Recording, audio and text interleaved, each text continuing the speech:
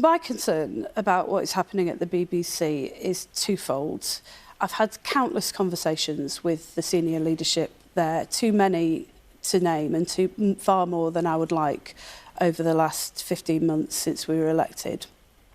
The first concern that I have is that in all of these areas, whether it's Israel, Gaza, whether it's the concerns that were raised this week about the way they report on trans people, or on this issue about President Trump, that what tends to happen at the BBC is that decisions about editorial standards, editorial guidelines, the sort of language that is used in reporting is entirely inconsistent.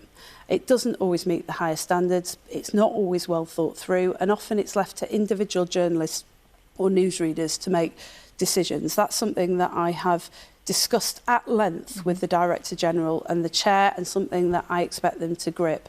But my second concern about the BBC is that increasingly they're operating in a news media environment where news and fact is often blurred with polemic and opinion.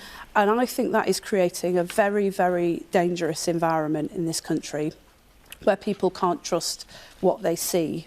And I was very disappointed recently that Ofcom decided not to proceed with proposals to take action on politicians presenting the news. I am looking, as the Culture Secretary, at what we can do as a government to deal with this. We can't continue with a situation where people can't trust what they see. But you're raising a concern that's not something that happens at the BBC.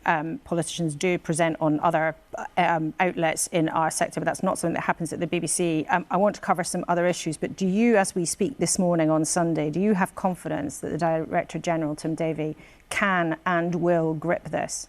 I have complete confidence that both Samir Shah, the chair of the BBC, and Tim Davie are treating this with the seriousness that this demands. I do want to see that response to the Select Committee, and I will, of course, consider it and have further conversations with them about the action that they're taking.